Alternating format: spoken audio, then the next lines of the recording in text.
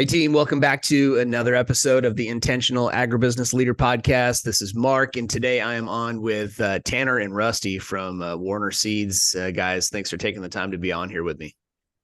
Yeah, thank you. Looking forward to it. Yeah, I appreciate it. Absolutely. We've got a couple of these coming up here where we got multiple people on, and I'm excited about that. I think you guys are the first one where we've got a dual podcast, though. So excited to see how this plays out. Talk to us a little bit, guys, to get us started. Everybody gets the same question at the onset. I think I say that on every episode. But what does it mean for you to be intentional? Tanner, why don't you jump in and go first? Yeah, so Rusty and I have actually worked together for the last 8 years, and so I was really green when I started. So most of my professional education has come. Me and Rusty have kind of gone through it together and learned from trial and error. And so we were looking through this, and I was thinking about what is intentionality, what does being intentional mean to me. I look at it more from a middle management perspective. And so I was both, had direct supervisors as well as managed a team of employees in the field, a team of district sales managers.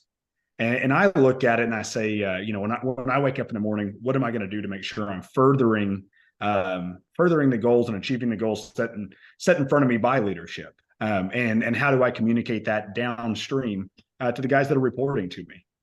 And I look at every role, whether you're the CEO down to the temp labor in the warehouse, and we have a list of job descriptions, a list of tasks that we have to get done. And there's about half of them, which are things that directly impact and propel us towards those goals that we've been given. And there's the other half that are more mundane, maybe more just time killers or things that busy work, for lack of a better word. And what I've seen is in periods of stress and periods of time where you have some uncertainty, it's easy to fall into the trap of focusing on those busy work tasks. For me, it's spreadsheets. I love looking at numbers. I can dive into a spreadsheet and I look up and 3 hours have gone by and maybe I picked up some insight. But at the end of the day, those aren't the things that are helping us achieve the goals that we need to get done to hit our targets, whether that's EBITDA targets, whether that's inventory liquidation or new product launches. I have used my time in a way that really wasted some of the effectiveness of my job. Yeah. And so when I look at being intentional, it's how do we prioritize the list of tasks in front of us and make sure that we're giving the priority to the things that are actually directly affecting our day-to-day, directly affecting the things that are going to propel us towards the goals that leadership wants us to focus on, not on the things that just keep us busy so we're actually working. Mm-hmm. Yeah, I really like what the angle that you're taking with this, Tanner, because we're talking about, the very first question you said is, am I furthering goals? And we all have these things that we like to focus on that are like naturally, we're naturally good at, right? Mm-hmm. And so we have a tool that we deploy with our clients sometimes called Strength Scope, not to be confused with Strengths Finder, but what it does is it measures what types of activities do you get energy from. And that's good because we want you working in those areas where you're most energized most often. And then can we either outsource or delegate the things that drain your energy so that we can maximize your productivity? Great tool. And one of the things that we learned by deploying that tool is that leaders generally don't fail because of their weaknesses. They fail when those strengths go into overdrive. And so when you're in that third hour of the spreadsheet that you're talking about, you're in overdrive. And it's not bad. It's not that the more you do it, the better you feel. Right. But it's not necessarily answering the first question, which is it furthering the goal? Right. Right. And we call it driving the tractor here. Yeah. Just kind of doing the things that you like and that you know you're good at. So yeah, you don't want to drive the tractor too much. Yeah, exactly. Well, we do. We want to drive the tractor all the time. That's the problem. Exactly. Yeah, you're right. You shouldn't though. Cool. Rusty, what's your take on that question? What's it mean for you to be intentional? For me to be intentional, I'm more of just trying to run the entire sorghum and small grains business. I've got to look at that big picture and really have a vision for what this business needs to look like, say, in 5 years. And so with that, I'll start there. I've got to sell that vision. And I like to tell my guys and everybody you're always selling. So I'm selling my employees on my vision. I'm selling my leaders on my vision. I'm selling vendors. I'm selling customers. You're always selling. But once I get that vision set and we're all bought in together on it, setting those goals and those key marks that we have, benchmarks we have to hit so that we know that we're tracking. So if that's a 5-year goal, in 5 years, I know we need to look like this. Hopefully we can get there sooner. But these are the things we have to hit and things we have to do and benchmarks we have to hit to get there 5 years from now.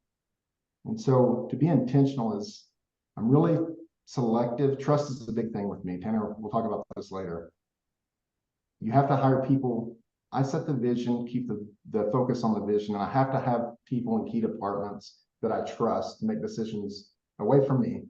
And bring up bigger things if I need to be involved, but I've got to trust them to do their job and take care of me. And they've got to trust me that they've got to believe in my vision and trust me that I'm going to take care of them. So every day we wake up intentionally and we talk about, hey, is this getting us closer to that goal? We know that this needs to look like. What are we doing today to get there? Yeah. So talk a little bit about the intentionality required to be able to walk it backwards. And this is something I'll admit I struggle with. I need people around me that are great at this, which is, so I'm very good at seeing the end.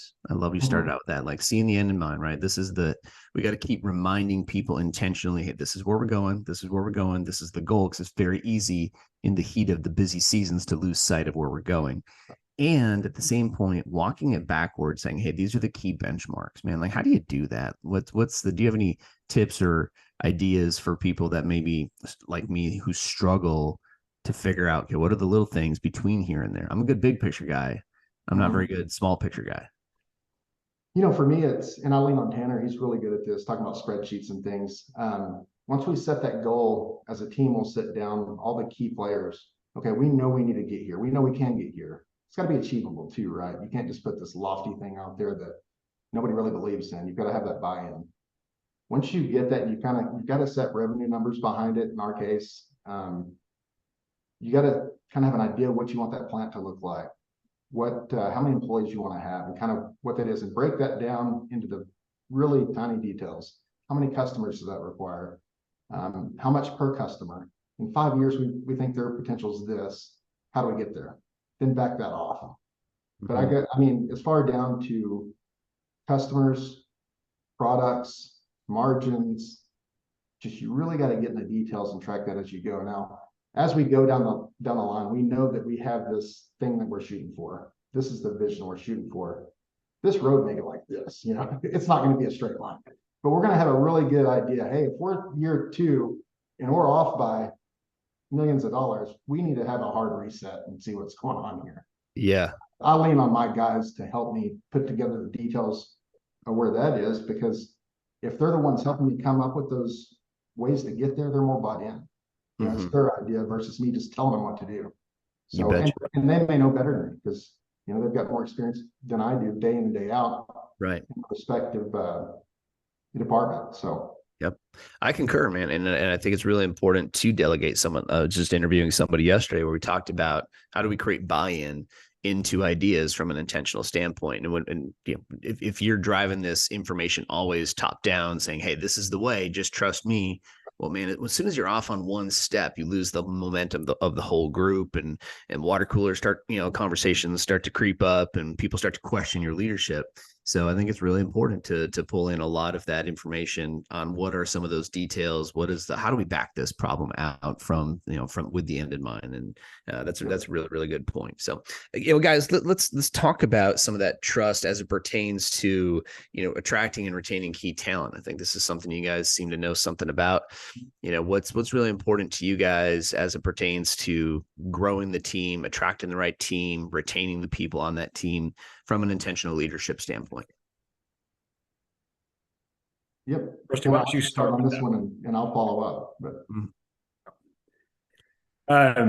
So Rusty and I both had a mentor, but named Barry Lubers, and what he did a really good job of was creating a culture of people. And one of the things we saw on the ag side, we call it working in your silo, where we saw a lot of divisions that operated independently, and there wasn't a clear vision of what the other divisions within the company were doing.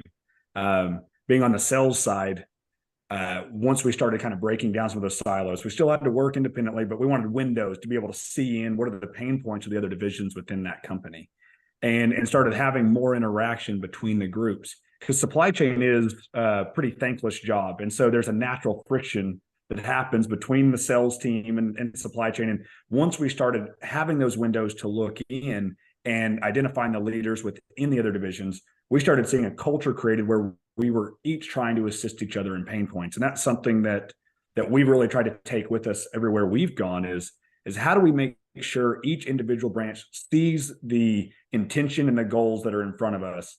And that way we can help each other. And even if they're not directly within our day-to-day sphere, how do we help the people around us achieve those goals that we need them for? And so we really saw that being something, once those silos started being broken down a little bit, the overall happiness and contentment with the roles increased. We started seeing people more appreciative of the other parts of the team within the company. That's really cool. So go back to the beginning of that again. I just want to make sure that we nail it down. So how did that get created? So there was silos that needed to be broken down. We put a focus on identifying those pain points, and then all of a sudden everybody's kind of helping each other out. So like what was the conversation? What was the nexus of that, you guys? So I'll spin that to Rusty, because Rusty was in the room on the decision-making side as they did that. Yeah. So it started again, going back to that vision. We had this vision of what this needed to look like, and we knew what it needed to look like. But like Tanner said, we have these silos. People are fighting against each other. There's always a natural rub between departments. So sales and operations are always going to butt heads a little bit, because sales guys want it now this way. Operations have other priorities. So what Barry did a good job of was getting everybody in the same room together at least once a week in a formal meeting to talk through what everyone's doing and whatever everyone's needs are. So just because the sales team he thinks my customer has to have this hybrid now. Well, the operations guy said, well, I understand that, but I'm running this. Can you switch some things around for me to make my life easier? And we start having those conversations. Yeah, I didn't know that would help you out. If we can switch some things around to help you out, then it helps us all out. Because at the end of the day, we're a team. And that builds trust between departments. It's not the sales guy's out to get me, or this operations guy is just mad at me and he's trying to make my life miserable. It's, hey, we're buddies. We're a team here. We win together, we lose together. And on top of that, we did a really good job. Like on Fridays, we would get together, and after work and have happy hour or something, just that time outside of work. We met on a Saturday. Hey, I'm going to be doing this. Y'all want to come join? Just creating the trust, but being around each other to realize, hey, it's not a three-headed monster over there. Let's communicate and help each other out, build that trust, and we'll win together as a team. Yeah. Okay, that's cool. What we're talking about here is like a regular cadence for having those culture conversations. Yep. Right. You have to have a regular meeting, and it's important to have those outside meetings where people kind of let their guard down a little bit and get to know as a person. Yeah. One of the things that, and Rusty uses this term all the time, and I've commandeered it and I use it often too, but we talk about typically with customers is that there's a bank account and you make deposits. And when you need something, we need to call in a favor, you're taking withdrawal. And you always want to make sure you have enough money in that account. When you need that withdrawal, there's something there.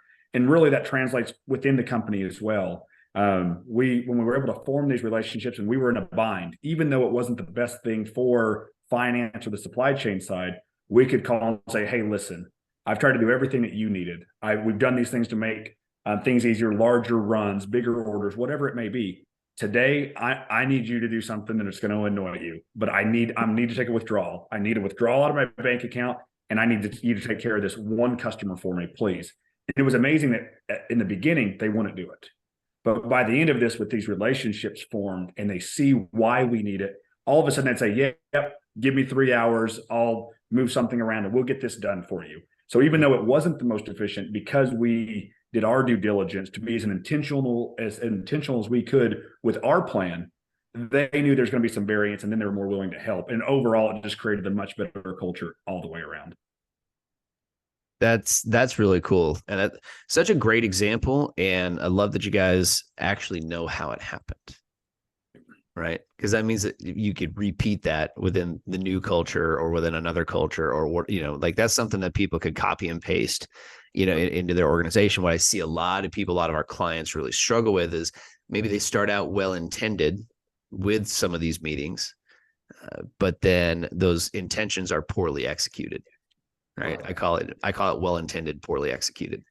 I do stuff like this all the time, by the way. I think we all do, but but it's what happens is we start doing those meetings, and then life gets tough, right? We get into the busy season, and we just don't have time to sit down and talk, and we lose the momentum that gets created. And it sounds like in this situation, you're able to keep, not only get it started, but keep it going and actually shift that culture, which is great. Yeah. Momentum's a funny thing. When you have it, everything is easy. You feel like it. But when you lose it, it's hard to get that momentum back. And so anything you can do to keep moving forward, it's important. And because you don't want that lull. We see it often. And boy, once it's gone, it's difficult. Yeah. And anything you guys would cite as a result that did that impact overall, retention, things like that? Did that help you keep people around? Did it reduce animosity and help keep talent around? I'm just curious. Even if the answer is no, that's fine. I'm just curious if that had an impact. Yeah, and I hate to keep going back to it, but I do think it's so important. And maybe this is coming back from a little bit of the military background, is that trust. I want an employee to come to me and say, hey man, I'm not happy. I don't like doing this. I hate coming to work every day. I've been there. We've all been there. We've all had a job where Sunday afternoon, you're just dreading. They call, Sunday scaries. You're sitting there, oh man, I want to go to work tomorrow. Yeah.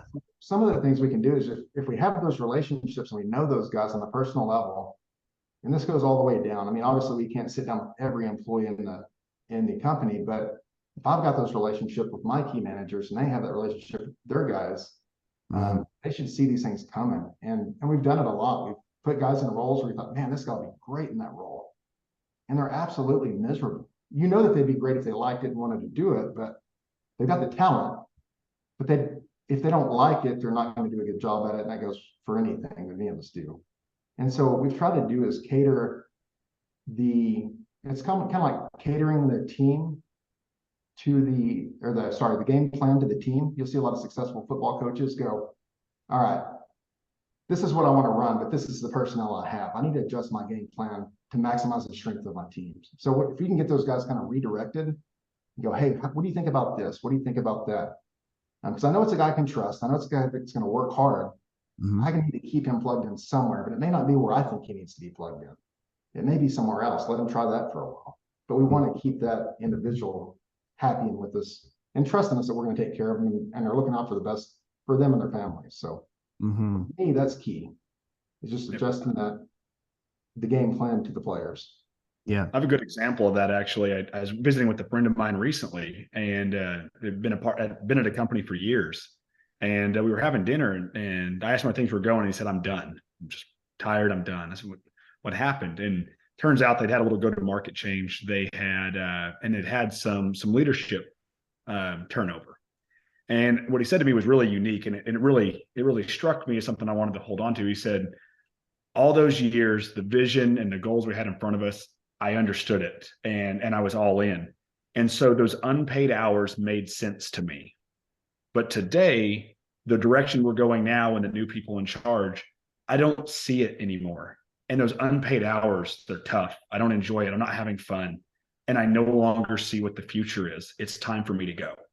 And I thought that's something that struck me, and I don't want to lose that, is if the people that are within the organization, if they don't buy into what that vision is, they aren't going to do the extras that at the end of the day separate you from the rest of your competitors. You have to have that little extra mile.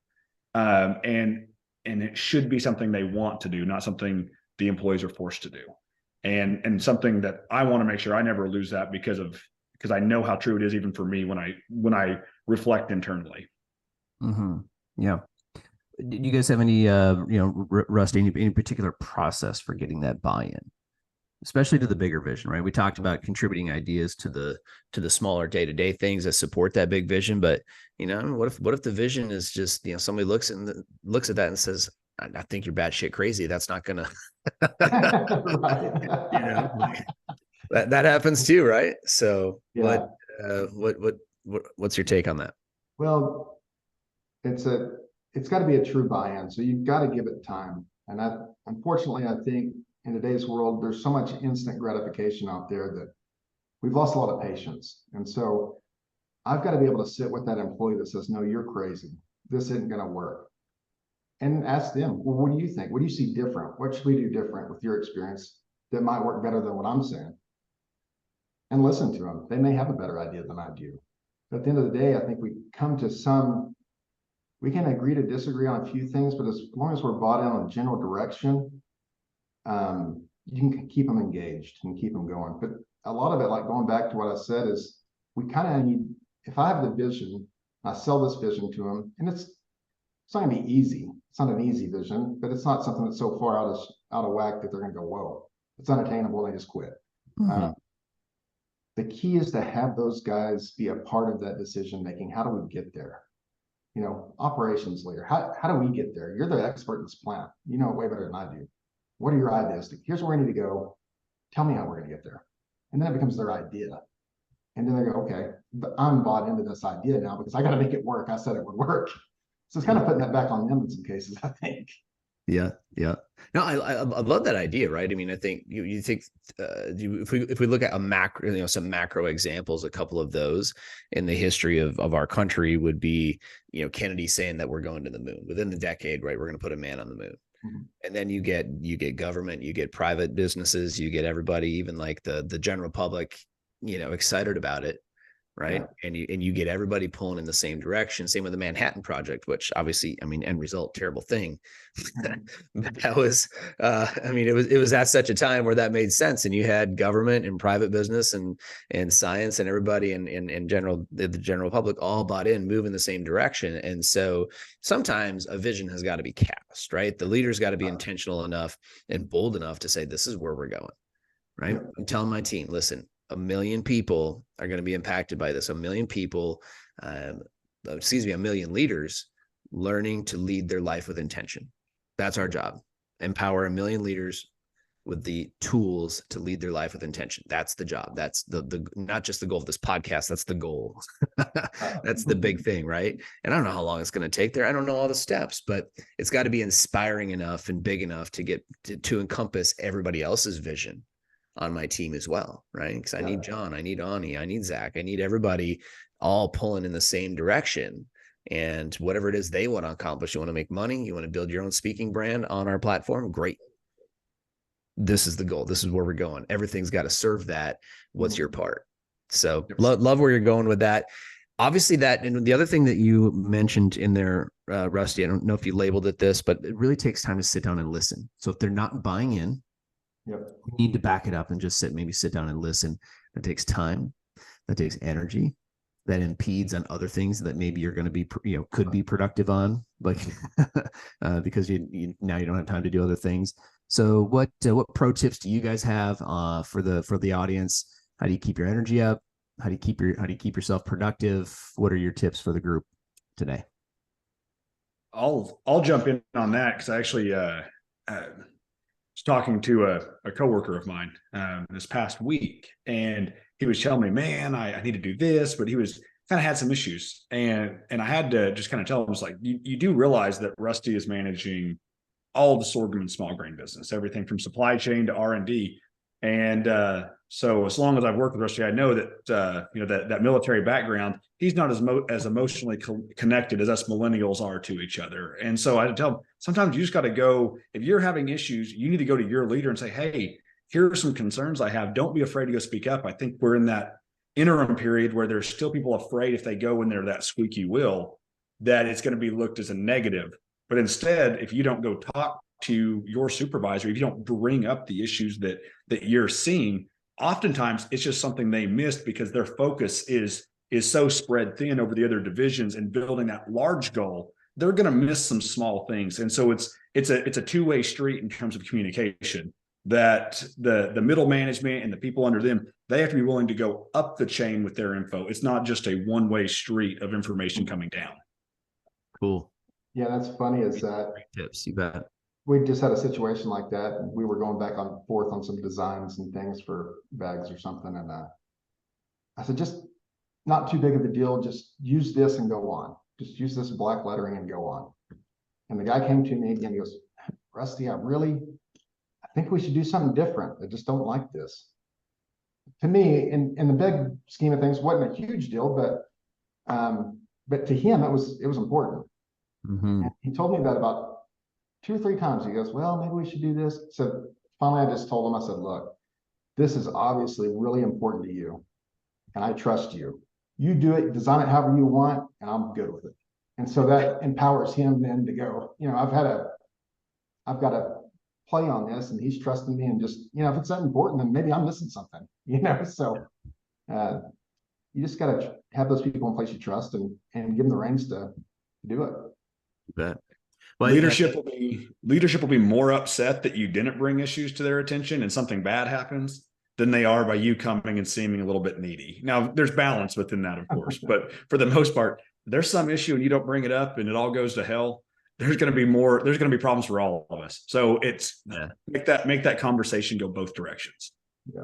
Yeah, absolutely. There's intention in being present enough, right? There's powerful intention, actually, I think, in those moments where you just open up, listen, and say, yeah, actually, you know what? It doesn't, just take it, go do it. Yeah. Yep. Good stuff. All right, let's grab a couple last questions here as we bring this in for a landing. I can't believe we've been going for a half hour already. So guys, what's a big thing what's one thing each of you wants to improve on this year? What's on your list? A long list. No. I think for me, and I'm talking from the organizational standpoint, and I'm pretty new here, so it's just becoming more efficient. And I've just got this thing about efficiency right now, that anywhere we can be more efficient in any area, we're running to. And so we know we got a lot of work to do, but it's doable. And I think that we can really gain a lot of efficiencies in the next year, put some pressure on ourselves, put some pressure on getting some stuff out on time, and see where things crack and start to crack.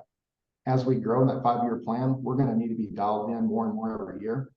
So this year is really just shoring it up and being as efficient as possible. Finding it, let it break this year. Don't let it break on your flat when we're under the gun, and we just can't afford to be down at all. So for me, that's what it is here this year. Cool. Good stuff. Good answer. What about you, Tanner? I struggle with patience. I like to do things and I like it quickly. When I see the vision, I want it now. I want to get there. I see the goal, and I tend to lean on the aggressive side in terms of how to approach that, and everything has its own timing and pacing, and sometimes slowing that down matters. But one of the interesting things, and I saw this when I managed our field of district sales managers, is developing future leaders and developing talent takes time too. So I can go into a situation and I want it done a certain way, and there's learning curves. And had a friend of mine send me a clip the other day, Steve Jobs clip, and he's talking about what did he learn at Apple. And what he said he learned at Apple was that there needs to be a longer runway for talent development. And it's where is this person going to be in 10 years? You may get through 1 year and you have one rock star sales guy, and there's three others there that they're lagging behind. But if you give them the space to learn from their mistakes and don't try to go in and fix it, where I would naturally just try to go in and say, nope, I'm fixing it because this is how it should be done, you then take away their development. And so for me, as I look at my patience and slowing things down, we need to slow down how we interact with those around us and give some runway for them to make mistakes, give them that ability to grow and learn. And then in the future, here in a few years, they've had that autonomy and they've had that learning experience where we're all going to be better for the strengths our teams develop. So that's an area that I'm working on this year is stay out of some things, give some tips, but maybe let things develop in their own time a little more than what I would typically like to. Yeah, got it. I love it. Great answers, guys. And this has been a really cool conversation. There's a ton of gold in here, a little bit of a masterclass, if you will, around a lot of things as it pertains to being an intentional leader. And man, thank you guys for being on here today. It's been really fun. Thanks for having us. Appreciate it.